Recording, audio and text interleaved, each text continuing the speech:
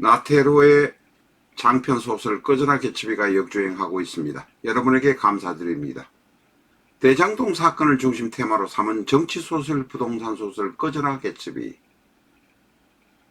정치자금을 마련하기 위해서 불법적인 부동산 개발의 인가와 허가를 여러분에게 만천하에 폭로하고 있습니다. 이재명의 이미지, 김만배의 이미지, 김건희의 이미지, 박영수의 이미지까지 등장합니다. 꺼져라 개츠비 교보문고를 통해서 주문해 주시기 바랍니다.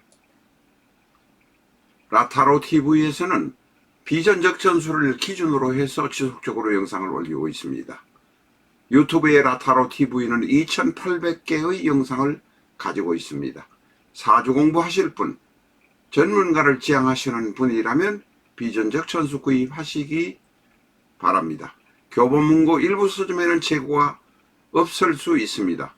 인터넷으로 주문하시면 언제든지 구입이 가능합니다. 21세기 주역점은 제가 만든 것이 아닙니다. 2500년 이상 역술사들이 숨겨놓고 어물쩡 활용하던 것을 정리해서 여러분에게 제시하는 것입니다. 누구나 1시간 이내에 최고의 점사가 되실 수 있습니다. 유튜브에 있는 예습 영상 8편만 시청하시면 누구나 1시간 이내에 최고의 점사가 되실 수 있습니다. 카드만 별도 판매도 하고 있습니다. 안녕하십니까? 전에도 말씀드린 대로 저는 하루에도 7, 8개의 사주를 검토합니다. 그 사주를 검토하는 것이 사실 가장 큰 일입니다. 그러나 그것을 쓸 수 있는 것은 한두 개뿐이라고 여러 번 말씀드린 일이 있습니다. 오늘은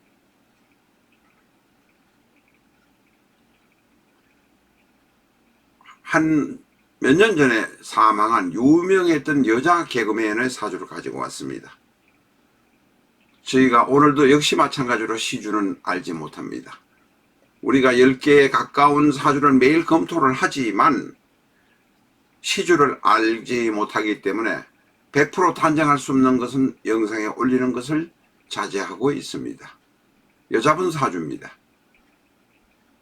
신유, 계사, 병호. 자, 계사가 월주에 있는 계사가 천을귀인입니다. 그런데 전에도 말씀드렸습니다마는 천을귀인이란 것을 많은 역술사들이 쓰지만 사실은 천을귀인을 먼저 쓰면 안 됩니다. 왜냐하면 천을귀인이란 것은 지금부터 3100년 전에 은나라를 멸망시켰던 은나라의 제후였던 무왕이 반란을 일으킨 것을 말하는 것입니다. 반란을 일으켜 국민을 도탄해서 구한 사람. 그래서 하늘에서 내려준 귀인이다라는 의미입니다.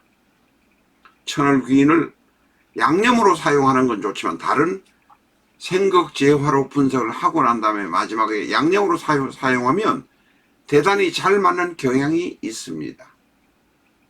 그러나 초반부터 천을이라는 이야기를 하지 마시기 바랍니다. 그러나 우리가 보면 계사가 천을이구나, 그것부터 눈에 띄는 것은 또한 사실입니다. 그러나 생극재화를 먼저 볼 필요가 있다. 고법에서 말하는 살이나 귀인이나 같은 것은 그냥 양념으로 쓰시는 것이지 음식의 본연의 재료가 될 수 없는 것이다 라고 이해하셔야 됩니다. 신유, 계사, 병호, 시주에 무엇이 있는지 궁금하긴 하지만 이것으로 삼주로 판단 내릴 수 있습니다. 병호 일주에다가 일주양인입니다. 간여지동에다가 평두에다가 대단히 강합니다. 여기저기 너무 돌아다니는 경향도 있습니다. 사화가 월지에 앉아 있으니 사화가 이 월지에 앉아 있습니다. 사화가 월지에 앉아 있으니까 화의 세력이 대단히 강합니다. 이것만을 해도 신강이라고 말할 수 있습니다. 그런데 월간에 정관 개수가 앉아 있습니다. 그러나 불행하게도 개수는 지지 어디에도 뿌리가 없습니다. 다시 말해서 속말로 아예 쉽게 말해서 떠돌아다니는 사주라는 뜬사주가 됩니다. 뿌리가 없는 것이라 정관은 약합니다. 정관은 직업이기도 하고 남편이기도 하고 내 생명의 근원이기도 합니다. 재생관이 되어서 정관까지는 같지만 정관이 뿌리 없는 모습이라 오래 가지는 못합니다.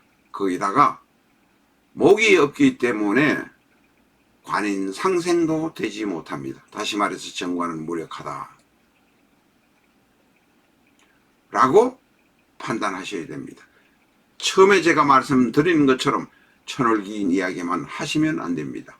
게다가 지지는 사오미 방합의 반합이라 화의 세력, 일간의 세력은 엄청나게 강하다. 일주양인에 대해서 엄청나게 흉하다. 이렇게 말할 수 있습니다. 자, 오른쪽 대운을 보면 23대운의 병인대운. 이분은 만 27세에 사망했습니다. 병이 와서 천간에 태양이 둘 뜨게 되고 사망한 해가 병술년입니다. 다시 태양이 뜨게 됩니다.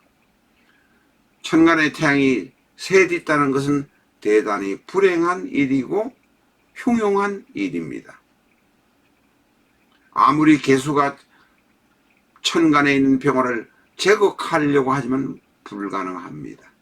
다시 말해서 물이 그걸 다 하면 화가 너무 극하면 관성은 무력해지고 말라버리게 되는 것입니다.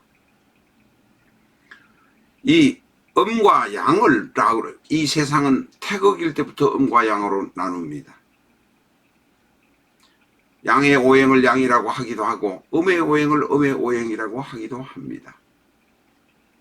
양과 음을 나누는 기준은 아주 다양합니다. 화가 양일 수도 있고 수가 음일 수도 있습니다. 상반기가 양일 수도 있고 하반기가 음일 수도 있습니다. 점점 태양이 늘어지는 시기가 양, 태양이 줄어드는 시기가 음이라고 하는 사람도 있습니다. 어쨌든 간에 태극을 음양으로 나누는 그런 것은 그 기준은 다양하니까 한 가지 기준만으로 보시면 안 된다라고 말할 수 있습니다. 같은 화라도 병화의 경우는 양화, 오화의 경우는 음화로 나눌 수 있습니다. 어쨌든 간에 병화가 화가 잔뜩 들어오니 가랑비가 내린다 한들 아무 소용이 없습니다. 23대운에 병술년에 세상을 떠날 수밖에 없는 것이 이 사람의 운명입니다. 슬퍼하지 할 것도 없습니다. 계사가 천을이 있다고 해서 처음에 누이는 분은 계사, 계묘, 정해, 정유가 천을이라고 해서 천을귀를 넙다 들이대는 사람이 많습니다. 그거로서 이야기를 풀어나가려고 하지만 그런 사람의 경우는 미천이 곧 드러납니다. 천간과 천간과의 관계, 오행과 오행과의 관계, 육친과 육친과의 관계를 공부하셔야 합니다. 6개월이나 1년쯤 되면 뭐 아는 것처럼 보일지 몰라도 사실은 5,000개 내지 10,000개 이상의 사주를 보고 난 다음에 물리가 트입니다.